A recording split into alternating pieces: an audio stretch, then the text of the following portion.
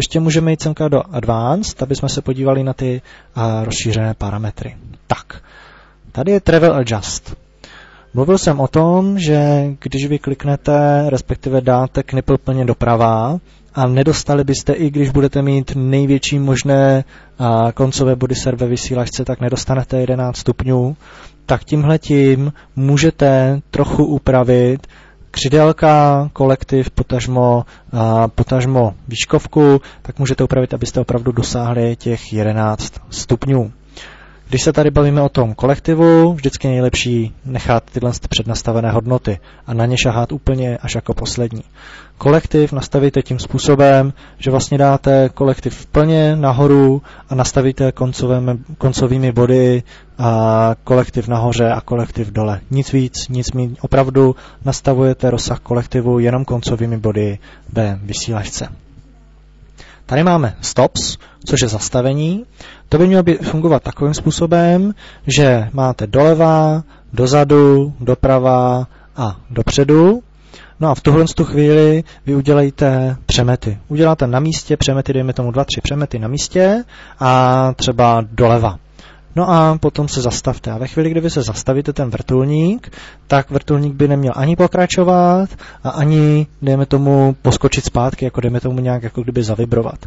Což znamená, vy tady upravujete hodnoty nahoru a dolů tím, abyste vlastně dosáhli, aby vrtulník se zastavil na místě bez nějakých poskakování, bez nějakého pokračování, prostě aby se zastavil na místě. Přímo Curtis Youngblood říká, že by mohl mírně jako kdyby zakmitnout, což znamená nejlepší hodnoty by bylo, aby ten vrtulník mírně zakmitnul, že potom v TikTocích potom je velmi příjemný vlastně ovládat ten vrtulník. Osobně si myslím, že ty stops v podstatě vůbec nebudete muset nastavovat. Tady jsou mixy.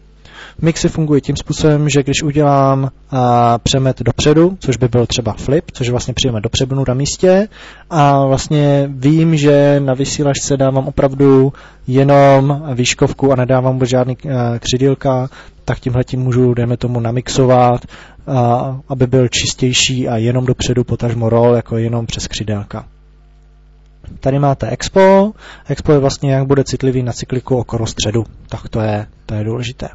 No a to je vlastně v podstatě všechno. V tuhle chvíli to funguje takovým způsobem, a když tohle to vypnu, tak nejzákladnější způsob je, že nastavíte kanály, které vy budete chtít ovládat. Já tady ovládám zisky, abych si vlastně mohl vyštelovat vrtulník. Potom tady zkontrolujete, jestli máte v pořádku a potenciometry na vysílačce, takže už to být kolem těch 1530. Vidím, že to je úplně bez problémů. Tady máte maximální zisk, můžete vždycky si nastavit maximální zisk, abyste v terénu potom omylem třeba nastavili větší zisk a nerozsekali vrtulník za letu, nedostali oscilace.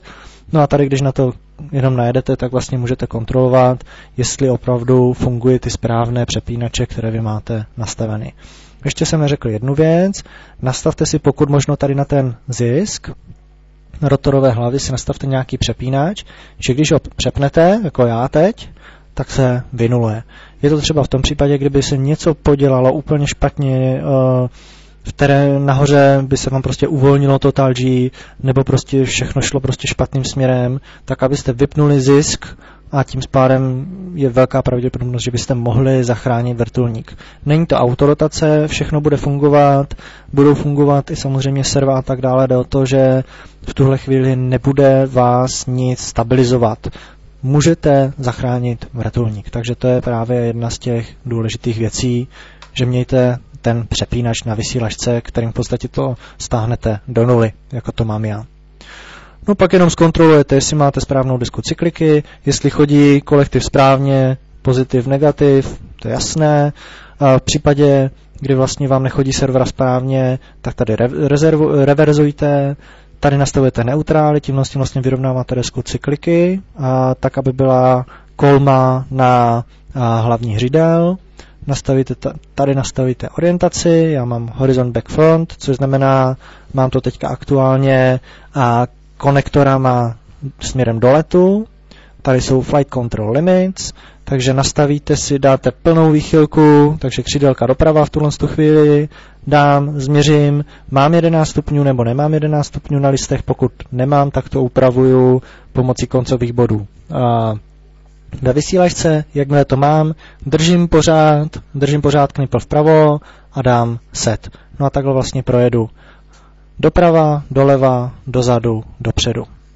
Tady je směr gyroskopu, takže vlastně teď vezměte do ruky vrtulník a budete pohybovat, vlastně naklánět doprava, doleva, dopředu, dozadu a deska cykliky musí kompenzovat. Nesmí jít směrem do směru, ale v podstatě furt by se měla snažit udržovat horizontálně. Speciální funkce, trimlock, nechejte na throttle ve většině případů. Někdo by tady mohl nastavit si něco jiného, třeba že zapne trimlock, což je vlastně heading hold pro rotorovou hlavu, takže tady dá třeba pro governor, pro určitý otáčky a tak dále. No a pyrokompenzace, auto. To je vše, co se týče rotorové hlavy. No a nyní se podíváme na nastavení vrtulky, to už bude velice jednoduché. Nyní se podíváme na nastavení vrtulky. Připojíme kabel do sděřky gyro, do Total G, zase všechno zapojíme rádio, zapojíme baterku a spojíme. V tuhle chvíli vlastně dojde k přenosu veškerých informací. Na znamení, že všechno probíhá správně, tak servo vrtulky dvakrát poskočí a jsme tady. Když se na to podíváme, tak v podstatě tady máme zase pár hodnot, nastavíme typ serva, většina lidí bude mít standardní digitální servo, gyro direction, což je vlastně směr gyroskopu, takže vlastně posouvejte ocasem a musí kompenzovat proti směru pohybu vrtulka. Tady první věc. Dejte knipl vrtulky na vysílačce doprava a zkontrolujte, jestli jde doprava i na vrtulníku. Pokud nejde, tak reverzujte kanál ve vysílačce. Jakmile půjde, tak je to všechno v pořádku a dejte doprava a klikněte set.